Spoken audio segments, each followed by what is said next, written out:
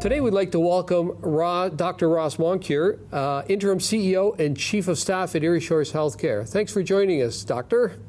My pleasure. Thanks for having me. How are you and your family doing there during this pandemic? Well, I think as well as anyone else, I suppose. I've got 3 little kids at home, and it's a lot easier to do in June than it is in March, I'll tell you that. But so we're enjoying the sunshine a little bit more. Excellent. Tell us about the plans to offer testing to the migrant community and addressing their health. So, as you know, the migrant workers, the temporary foreign workers in our population have been more affected than the average. And last week we rolled out a project where we were reaching out and doing hands-on assessment of anyone who was in isolation because they were positive cases or if they came in contact with positive cases. So we're trying to augment that service for people who have been affected. And now with the direction of Ontario Health, we're transitioning to be a little bit more proactive in terms of testing in this population and trying to identify cases earlier. And so Erie Shores Healthcare, along with many partners from across our community, are setting up a mass testing opportunity for any of the agri-food business workers in our area, of which there are at least 9,000. And so this is quite a large initiative that we've undertaken just in the last few days. And starting tomorrow at the Nature Fresh Farms Center in Leamington, also known as the Shirk Center, we will be coordinating with the farms to offer that testing en masse. So the testing that you did when Erie Shores took the lead on that to go out to the community. So did that kind of showcase that, yeah, we need to have a central location to be able to do mass testing? Well, they're a little bit different. I mean, what we did last week was about people who had already been tested and diagnosed. And so now what we're trying to do is be a little bit more on the testing side of things and identify the cases to start. We've been participating in long-term care homes and retirement homes, and there's a larger push across the province for congregate living settings to be tested because we know that people who are living in close quarters are more at risk of contracting the illness. And so this is just our local extension of that, given that a lot of temporary farm workers and agri-food workers in general are living in those communal settings in our area. What are the hours for the clinic? How long do you think it'll last? And what are the plans to get the migrant workers there? So we'll be starting tomorrow, Tuesday, and we are planning to be there for about 10 or 14 days, and that will depend on how efficient we are once we get going, and also on the uptake and the interest on the part of the farms and the workers. This is purely a voluntary exercise. And so we'll see what the uptake is as time goes on. How receptive has the agriculture and greenhouse owners been to this plan? I think the recent case counts and the 2 fatalities that we've had in our area in this population have really everyone's concerned, and so we've had a lot of farms reaching out to us to start some proactive approach, and it has not been difficult to schedule the first couple of days, I'll tell you that. I think that there's fear though of what we'll find. What if we find a lot of positive cases and that could have a lot of impact on the agri-food industry in our area, and so there is some hesitation because of fear of the unknown.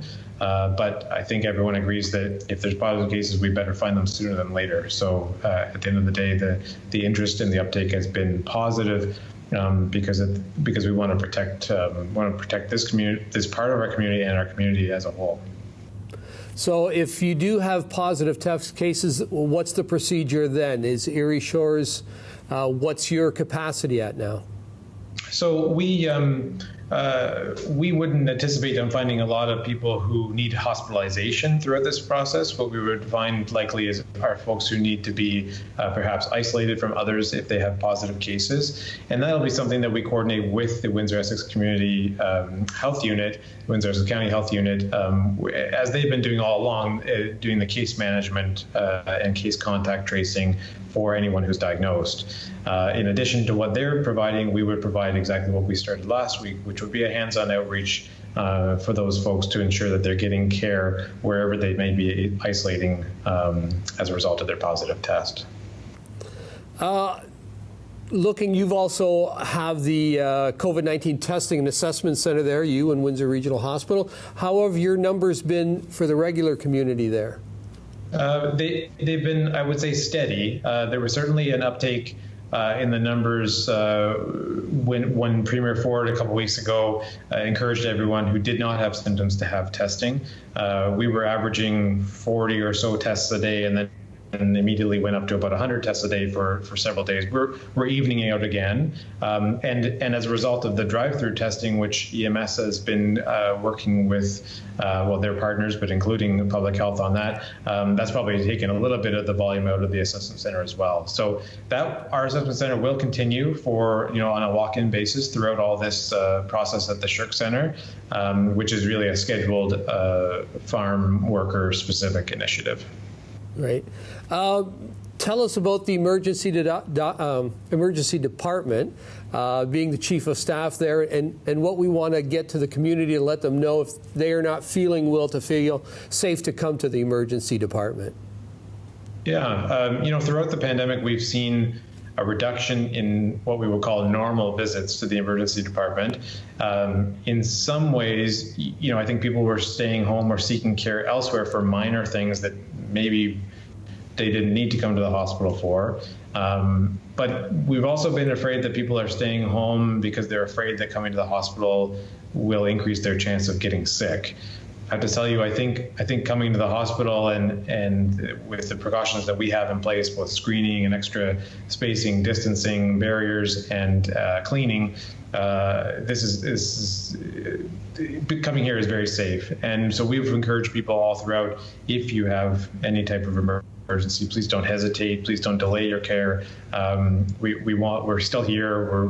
We want to help. We're not a COVID hospital. We're doing normal care as well. And in the last week or so, we've started to increase our scheduled procedures as well as we try to deal with the backlog of issues that have come up over the past couple months when the focus of the healthcare system in general was really transitioned to COVID.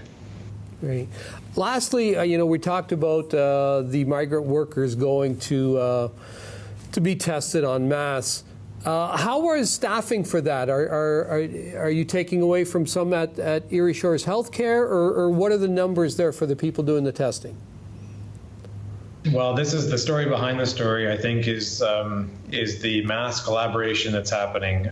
So Erie Shores is going to have some staff there, both physician, nurse practitioner, and nurses and administrative, but we also have staff from Essex Windsor EMS, Hotel Dieu Grace Hospital,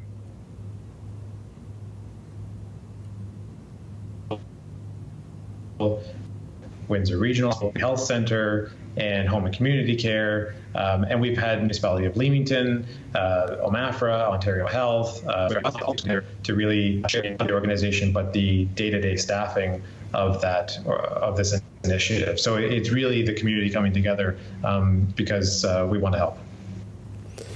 Great. Lastly, we always like to end on some hope. What are you looking forward to once the pandemic is over personally?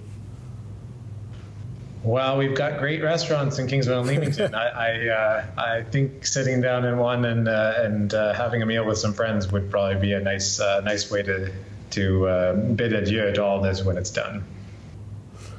Well, thank you very much for your time. I know you're very busy, but we really appreciate it. Please stay safe and stay well. My pleasure. Thank you.